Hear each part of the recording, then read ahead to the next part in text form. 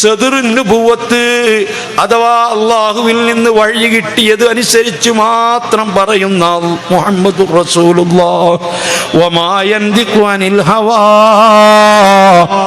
In ഹുവ ഇല്ലാ വഹ്യുൻ യൂഹാ അല്ലമഹു ശദീദുൽ ഖുവാ ذو مرة فاستوى.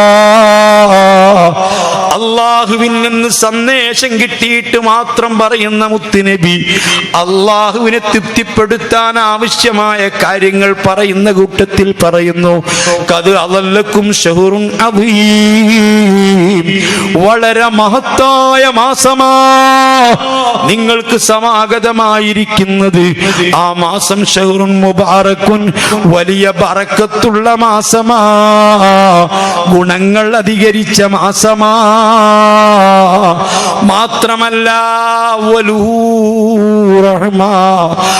ആദ്യത്തെ 10 നാളുകളിൽ റഹ്മത്ത് അല്ലാഹു ചൊരിയുന്ന മാസമാ.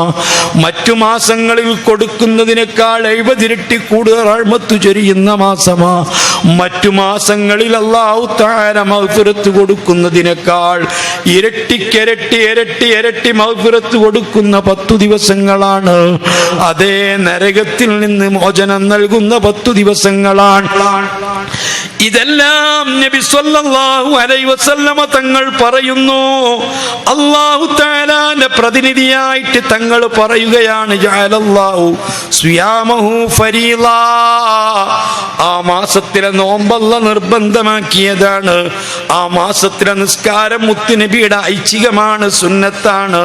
മാത്രമല്ല ഫമൻ അദ്ദാ ഫീ ഫരീള, റമദാൻ മാസത്തിൽ ഒരു ഫരീളായ ഫർളായ കാര്യം നിർവഹിച്ചാൽ, ഒരു ഖളായ നിസ്കാരം ഖളാ വീട്ടിയാൽ, ഒരു ഖളായ സക്കാത്ത് കൊടുത്തു വീട്ടിയാൽ, എന്തെങ്കിലും ഒരു നിർബന്ധമായ കാര്യം ചെയ്യാത്തതുണ്ടെങ്കിൽ അത് റമദാൻ മാസത്തിൽ നിർവഹിച്ചാൽ കമൻ അദ്ദാ 70 ഫരീദത്തൻ ഫീമാ സിവാ, 70 ഫർള് നിർവഹിച്ച പ്രതിഫലമാ ഒരുത്തന്റെ ജീവിതത്തിൽ നഷ്ടപ്പെട്ടു പോയിരിക്കുന്ന ഖളായി പോയ നിസ്കാരം റമദാൻ മാസത്തിലാണ് ഖളാ വീട്ടുന്നതെങ്കിൽ ഏത് സമയത്തും നിസ്കാരം ഖളാ വീട്ടേണ്ടതാണ്. നിസ്കാരം ഖളാ ഉള്ള മനുഷ്യൻ നിസ്കാരം ഖളാ വീട്ടുന്നതിനേക്കാൾ പുണ്യമായ മറ്റൊന്ന് ചെയ്യാനില്ല. അവൻ വെറുതെ ഇരിക്കൽ ഹറാമാണ്, അവൻ സംസാരിക്കൽ ഹറാമാണ്, അവൻ മറ്റ് സുന്നത്തുകൾ ചെയ്യൽ ഹറാമാണ്.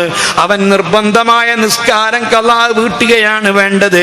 അവൻ ആവശ്യമായ ശരീരത്തിന് ഒഴിച്ചുകൂടാൻ പറ്റാത്ത ഉറക്ക്, ശരീരത്തിന് ഒഴിച്ചുകൂടാൻ പറ്റാത്ത ഭക്ഷണങ്ങൾ, അതുപോലെ ജീവിതത്തിൽ നിർബന്ധമായ ഒഴിച്ചുകൂടാൻ പറ്റാത്ത കാര്യങ്ങൾ, അത് നിർവഹിക്കാൻ ആവശ്യമായ സമയമല്ലാത്ത മുഴുവൻ സമയവും അവൻ നിസ്കരിക്കാൻ ഖളാ വീട്ടാൻ വേണ്ടി ശ്രമിച്ചിരിക്കണം. അങ്ങനെ ഒരു നിസ്കാരം ഖളാ വീട്ടിയാൽ പെങ്ങളെ, നിനക്ക് മെൻസസായ കാലം മുതൽ എത്രയോ നിസ്കാരം നിനക്ക് ഖളായി പോയിട്ടുണ്ട്. മെൻസസിന്റെ പീരിയഡ് ഉള്ള സമയത്തുള്ള നിസ്കാരം ഖളാ വീട്ടരുത്. അത് ത്യാഗമല്ല, അത് കുറ്റമാണ്, പാടില്ലാത്തതാണ്. നമ്മൾ വിചാരിച്ചതല്ലല്ലോ പടച്ച റബ്ബ് നിശ്ചയിച്ചിട്ടുള്ളത്. മെൻസസിനുള്ള സമയത്ത് ഖളായി പോയ നിസ്കാരം ഖളാ വീട്ടൽ അത് ഹറാമാണ്, കുറ്റമാണ്, പാടില്ലാത്തതാണ്.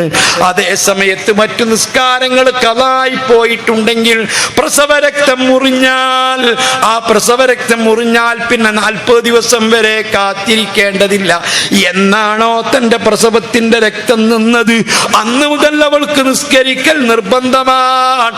ആ നിസ്കാരമൊക്കെ അവനക്ക് ഖളായി പോയിട്ടുണ്ടെങ്കിൽ, അതൊരു റമദാനിലാണ് ഖളാ വീട്ടുന്നതെങ്കിൽ, ഒരു ഖളാ വീട്ടുന്ന ഫർദിന് 70 ഫർദിന്റെ പ്രതിഫലമാണ്. സുന്നത്ത് നിസ്കാരത്തിന് ഫർദിന്റെ പ്രതിഫലമാണ്. ഒരു ഫർദിന് 70 ഫർദിന്റെ പ്രതിഫലമാണ്.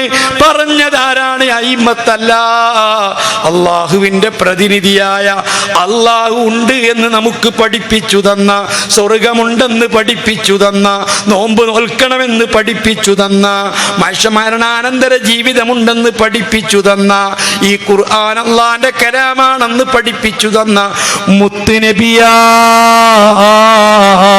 അതുപോലെ ഞാൻ എൻ്റെ ചെറുപ്പക്കാരോട്, യുവാക്കളോട്, റമദാൻ മാസത്തിൽ തനിക്ക് ഖളായി പോയ നിസ്കാരം ഖളാ വീട്ടുകയാണെങ്കിൽ ഒരു നിസ്കാരത്തിന് തന്നെ 70 പ്രതിഫലമാണ്. 70 ഫർള് ഖളാ വീട്ടിയ പ്രതിഫലമാണ്. അതേ സമയത്ത് സുന്നത്ത് നിസ്കരിക്കൽ ഹറാമാണ്, വെറുതെ ഇരിക്കൽ ഹറാമാണ്, ഖുർആൻ ഓതൽ ഹറാമാണ്. കാരണം കൂടാതെ ഖളായി പോയ നിസ്കാരം ഖളാ വീട്ടുകയല്ലാത്ത എന്ത് ചെയ്താലും ഹറാമാണ്. ഇതൊക്കെ കണക്കാക്കിയത് ആരാണ്? പടച്ച റബ്ബാണ്. റബ്ബിനെ തൃപ്തിപ്പെടുത്തുന്ന കാര്യം റബ്ബാണ് നിശ്ചയിക്കേണ്ടത്. അതുപോലെ തന്നെ റമദാനിൽ അതേ ഒരാൾക്ക് നിർബന്ധമായ സക്കാത്ത് കുടിശ്ശികയായിട്ടുണ്ടെങ്കിൽ, അതേ ഫിത്ർ സക്കാത്ത് കുടിശ്ശികയായിട്ടുണ്ടെങ്കിൽ, പണത്തിന്റെ സക്കാത്ത് കുടിശ്ശികയായിട്ടുണ്ടെങ്കിൽ, മറ്റ് ധാന്യങ്ങളുടെ സക്കാത്ത് കുടിശ്ശികയായിട്ടുണ്ടെങ്കിൽ, കച്ചവടത്തിന്റെ സക്കാത്ത് കുടിശ്ശികയായിട്ടുണ്ടെങ്കിൽ അതതിൻ്റെതായ അവകാശികളെ മാത്രം കണക്കിലെടുത്ത് അത് സഹിയാവാൻ ആവശ്യമായ രൂപത്തിൽ അത് ഖളാ വീട്ടുകയാണ് വേണ്ടത്. അതിനോളം പുണ്യം മറ്റൊരു കാര്യത്തിനില്ല എന്ന് പഠിപ്പിച്ചത് മുത്തുനബിയാണ്. അതേ, അള്ളാഹുവിനെ തൃപ്തിപ്പെടുത്തുന്ന കാര്യം ഏതാണ് എന്ന് പഠിപ്പിക്കേണ്ടത് മുത്തുനബിയാണ്. അള്ളാഹുവിന്റെ റസൂൽ അത് പഠിപ്പിച്ചിരിക്കുകയാണ്. ഓ സഹോദരാ, റവാത്തിബ് സുന്നത്ത് നിസ്കാരങ്ങളും തറാവീഹുമായിട്ട് ഏറ്റവും പുണ്യം റവാത്തിബാണ്. അത് കഴിഞ്ഞാൽ പിന്നെയാണ് റവാത്തിബിന് തറാവീഹിന് സ്ഥാനമുള്ളത്. അതേ സമയത്ത് തറാവീഹ് ഉപേക്ഷിക്കരുത്, മറ്റു സുന്നത്തുകൾ ഉപേക്ഷിക്കരുത്. പക്ഷേ നിർബന്ധമായ കാര്യങ്ങളൊക്കെ ഖളാ വീട്ടിയിരിക്കണം. ഇങ്ങനെ അള്ളാഹുവിനെ തൃപ്തിപ്പെടുത്തുന്ന കാര്യങ്ങൾ നമ്മൾ ചെയ്യണം. ഇതിനെല്ലാം ഉപരി ആദ്യം അറിവ് പഠിക്കണം.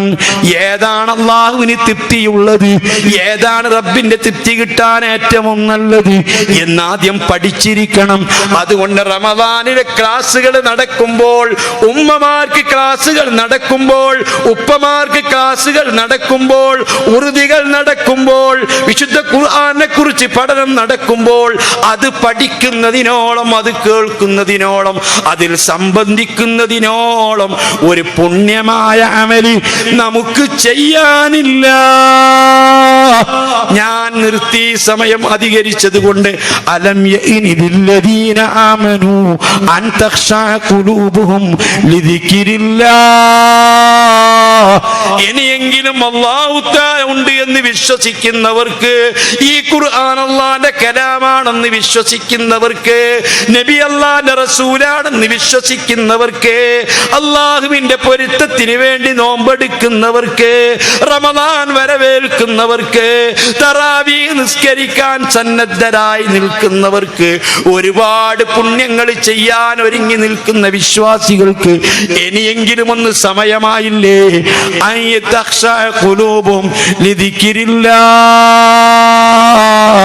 അല്ലാഹുവിനെ ഓർക്കാൻ, അവനെ തൃപ്തിപ്പെടുത്താൻ, അവന് തൃപ്തിയുള്ള കാര്യങ്ങൾ ചെയ്തിട്ട് ഹൃദയങ്ങളൊന്ന് ശുദ്ധിയാവാൻ, ഹൃദയങ്ങളൊന്ന് ഭക്തിയാവാൻ, ഒന്ന് വിനയത്തോടുകൂടി ജീവിക്കാൻ ഇനിയും നിങ്ങൾക്ക് സമയമായില്ലേ? അല്ലാഹു ഇറക്കിയ ഹക്ക് നിങ്ങൾക്ക് വിശ്വസിക്കാനും അതിന് നിങ്ങൾക്ക് കീഴ്പ്പെടാനും മോനെ. അതുകൊണ്ടാണ് ഞാൻ നേരത്തെ ഓർമ്മപ്പെടുത്തിയത്, ജുമുഅ നിസ്കാരം എന്ന് പറഞ്ഞ 2 റക്അത്താണ്.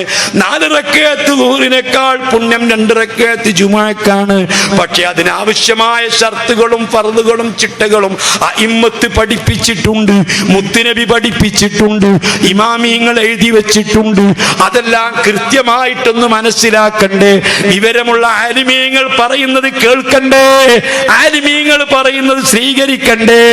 ഒരു ആലിമും തർക്കമില്ലാതെ സർവാംഗീകാരത്തോടുകൂടി പണ്ഡിതന്മാര് പറയുന്നത് കേൾക്കണ്ടേ? അതനുസരിച്ചുകൊണ്ട് ജുമുഅ നടത്തണ്ടേ? ഒരു ജുമുഅ ഒരാൾക്ക് നഷ്ടപ്പെട്ടു പോയാൽ എത്ര അവൻ ധർമ്മം കൊടുത്തിട്ട് കാര്യമുണ്ടോ? നാട് മുഴുവനും പള്ളി വെച്ചിട്ട് കാര്യമുണ്ടോ? മറ്റുള്ള ഇബാദത്തുകൾ ചെയ്തിട്ട് കാര്യമുണ്ടോ? ആരോടാണ് ഇതൊക്കെ പറയുന്നത്? നിന്റെ അഹങ്കാരങ്ങളും നിന്റെ ധിക്കാരങ്ങളും വിചാരങ്ങളും ബഹുമാനപ്പെട്ട മഹാനായ അഷ്റഫുൽ ഖൽഖ് തങ്ങൾ പറഞ്ഞ ഖുർആൻ ഇറങ്ങിയ അതൊക്കെ ഒന്ന് ഉൾക്കൊണ്ട് ജീവിക്കാൻ ഇനിയെങ്കിലും സമയമായില്ലേ? 30, 40, 50, 60, 70 വയസ്സ് പ്രായമായി താടിരോമങ്ങളൊക്കെ നരച്ചുപോയി, കഴുത്താളുകൾ മുടികളൊക്കെ നരച്ചുപോയി, പലരും തുണക്കാരും മരിച്ചുപോയി, പലരും മരിക്കുന്നു സഹോദരന്മാരെ. അതുകൊണ്ട് ഇനിയെങ്കിലും അല്ലാഹു തആലാനെ വഴിപ്പെട്ട് ജീവിക്കാൻ, അവനനുസരിച്ച് ജീവിക്കാൻ സമയമായില്ലേ? അർഹമുർ റഹീമീനായ റബ്ബ് ചോദിക്കുകയാണ്, വലാ തകൂനൂ കല്ലദീന നസുല്ലാഹ മിൻ ഖബൽ. അല്ലാഹനെ മറന്നു പോകരുത്, മറന്നു പോയവരെ പോലെയാകരുത്. ഫഖാലതു അലൈഹിമുൽ അമദു ഫഖസത് ഖുലൂബുഹും.